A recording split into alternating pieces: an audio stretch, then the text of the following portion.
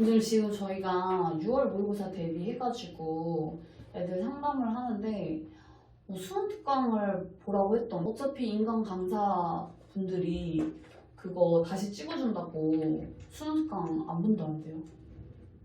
그러면 안 돼요. 같은 경우로 좀 얘기를 해볼게요. 고3 뭐 다른 과목도 얘기할 게 많은데 우리가 수학은 이미 뭐 많이 얘기를 해서 근데 탐구가 문제예요, 진짜. 그러니까 일단은 탐구 기준으로 좀 얘기를 해주자면은 그래서 이제 강조할 부분은 개념 그리고 또 개념 그리고 또 개념. 지금 상황에서 뭐 3월 모평 보고 나서 마음이 급해졌어. 막 기출 문제 뭐 풀어가야 돼. 사실 이거 잘못되면은 개념도 안 잡힌 상태에서 기출만 대입다 푼다? 맞아. 이거 혼란만 가중이 돼요. 지금 막 마음이 급하니까 내가 이걸 빨리 풀어봐야 되는 거 아니야?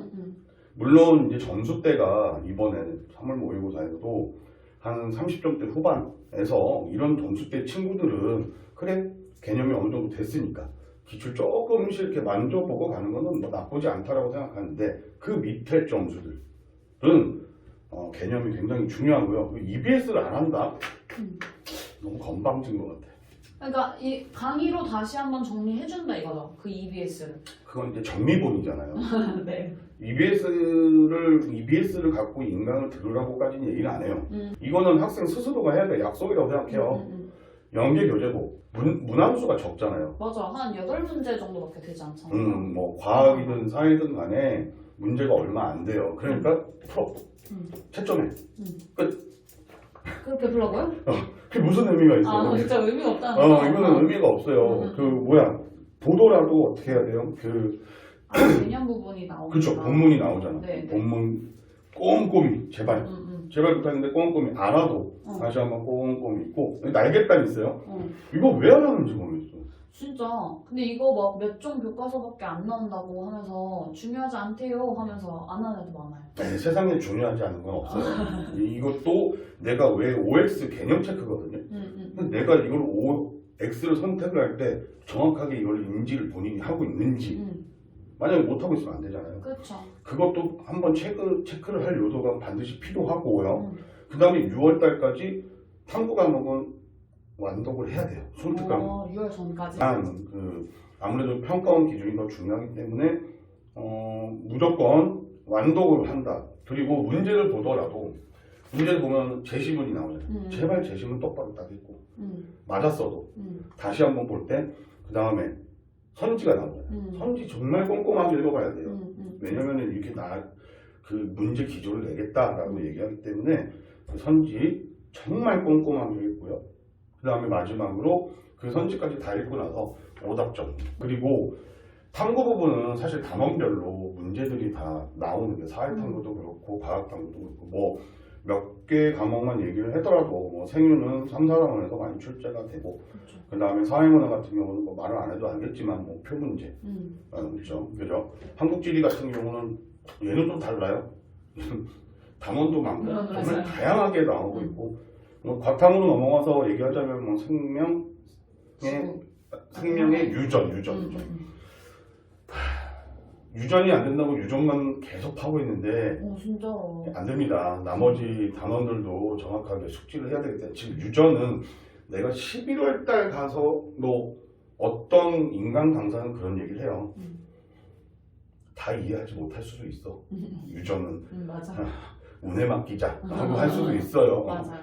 그러니까 유전 파트를 제외한 나머지 부분에서 좀 더 점수를 더 좀 획득을 할 수 있도록 노력을 했으면 좋겠고 오히려 유전 말고 다른 파트 문제에서 더 많이 틀려요. 그럼 틀려와.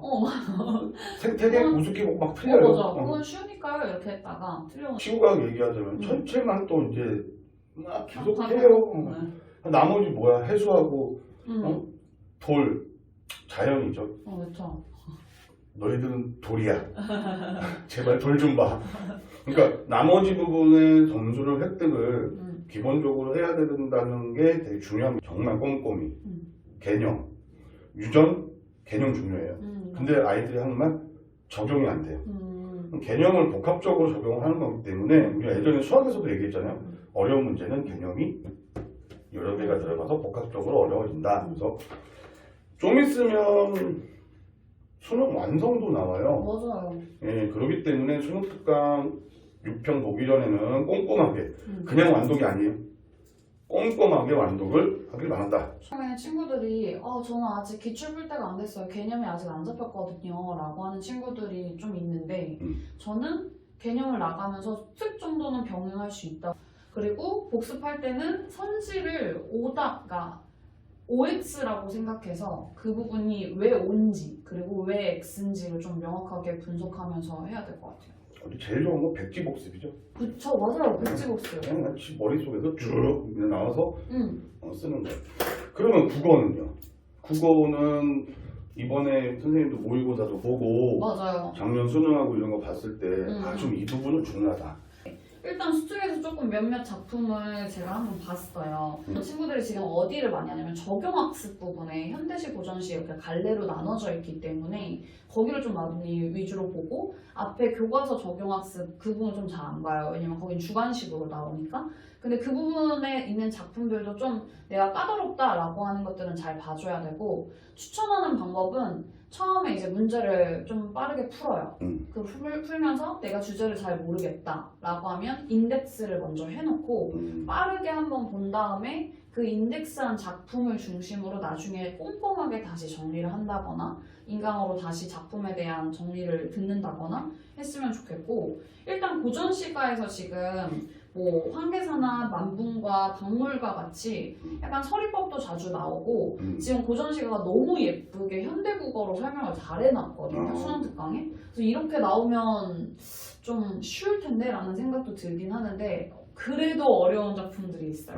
한자어도 많고 친구들이 딱 봤을 때 이게 주제가 좀 헷갈릴 만한 것들이 있어서 님이 좋다고 하는 님이 그립다라고 얘기하는데 뭐 갑자기 자연 얘기하면서 어가 좋으시고 라고 얘기하니까 이거 지금 자연 얘기하는 건가? 이렇게 헷갈릴 만한 작품들 뭐 황계사, 만분가, 박물가 이런 것들은 좀 정리를 꼼꼼하게 해주셨으면 좋겠고 꼭 봐야겠네. 그렇죠. 꼭 봐야죠. 꼭 봐야죠. 그리고 현대시에서는 이제 맹세, 조지훈 시인 작품 그리고 유지한 시인의 학 그리고 가지가 담을 넘을 때 정급별 시인의 작품들이 왜 이거를 조금 봤으면 좋겠냐면 딱 처음 친구들이 읽을 때 이게 뭔 말이야?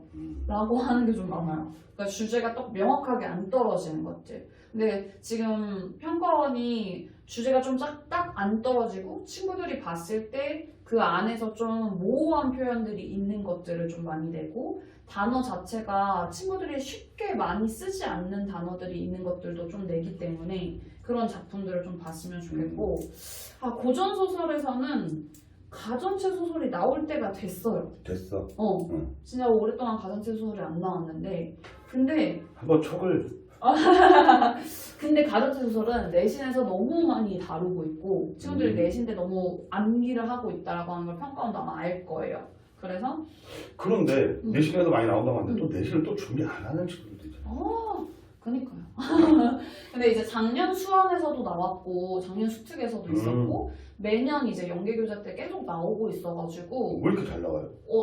특징적인 작품이어서 가전체 소설 자체가 갈래 자체도 굉장히 특징적인 작품이어가지고 내긴 내요. 왜냐면 갈래를 한번 훑어줘야 되니까. 근데 이게 너무 특징적이다 보니까 애들이 암기를 하고 있는 경우도 되게 많아서 다만 낼 수도 있어요. 그러니까 봤던 애들은 확실하게 각인된 문제예요. 맞아요. 각인돼 있어요. 근데 안 봤던 아이들한테는 굉장히 진짜 생소하고 이게 뭘 얘기하는 거야? 라고 하는 경우가 많죠. 그래서 한 번은 반드시 좀 정리를 하고 갔으면 좋겠고 돌아왔어요. 이제 낼 때가 돌아왔기 때문에 정리를 했으면 좋겠고 방한림전 그리고 창선가미록 그리고 김양철전 같은 경우에는 인물이 굉장히 많이 나오는 편이에요. 창선가미록 같은 경우에도 매년 수능 수능 완성에서도 한 번씩 계속 다루고 있는 작품인데 인물이 정말 많아서 그리고 인물이 많은 동시에 친구들이 한번 정리해 놓으면 아까 원장님께서 말씀하신 것처럼 딱 특징적인 작품이어서 인물이 많으면 원래 내가 처음 보는 작품을 시험에서 보면 진짜 되게 헷갈리잖아. 맞아, 정말 헷갈려. 발췌본이 나오니까 맞아요. 전체를 보는 게 아니냐고. 맞아요. 그러면 이것도 미리 그런 인물의 성격이나 이런 것들은 어느 정도 알고 맞아요. 인물 구분을 좀 할 수 있어야 돼요. 구분. 그리고 제가 친구들한테 추천해 주는 건데 여기서만 좀 풀어본다면 인물을 먼저 보고 들어가라고. 그러니까 문제를 풀 때 선지에서 인물을 먼저 그래도 자주 나오는 인물들을 체크를 하거나 인물 이름이 너무 많다. 그럼 이제 페이크 시작이에요. 인물 이름으로 장난칠 거나 잘 구분해라 라고 하는 거예요. 우리가 영화를 볼 때도 등장인물을 알고 들어가는 거랑 모르고 그렇지, 들어가는 건 그렇지. 차이가 크잖아요. 그렇죠. 그러니까 선지에서 계속 반복되는 인물 한 인물만 얘기를 한다. 있죠.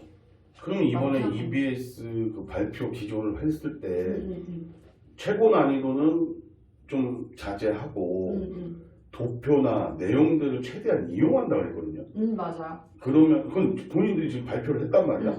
그러면 국어에서도 맞아요. 독서에서도 지금 앞에 교과서 적용학습 쪽에 기술 지문이 나오는 게 전지가 나오는 게 있어요. 그러니까 소리의 색이랑 전지 이런 얘기가 나오거든요.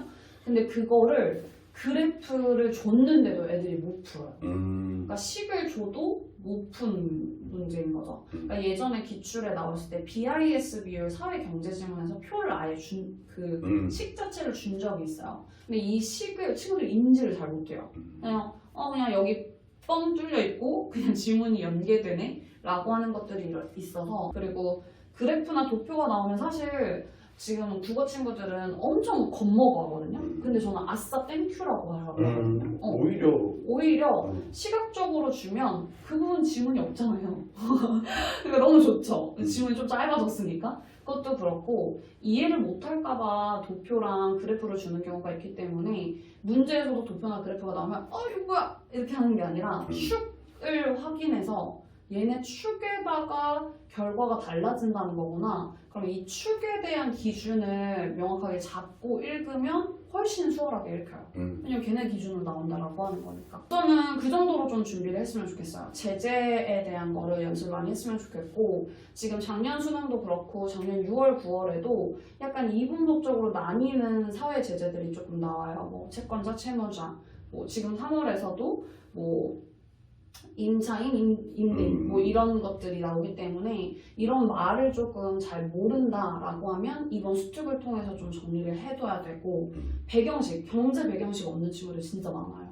그래서 그거에 대한 배경식 채워뒀으면 좋겠고 그리고 문학으로 좀 살짝 다시 틀어서 얘기를 한다면 현대소설에 방언이 나오는 소설들이 조금 있어요. 사투리죠. 사투리. 맞아요. 우리 동네 김씨라던가 뭐 사하촌에서도 일부 나오는데 방언을 좀 잘 몰라요. 그러니까 이게 뭐라고 하는 거야? 라고 박히게 되거든요. 그러면 작품 읽기가 어려워요. 그러니까 방언에 집중을 하기보다는 지금 이 내용에서 이 사람이 지금 정말로 하고 싶은 말이 뭐야?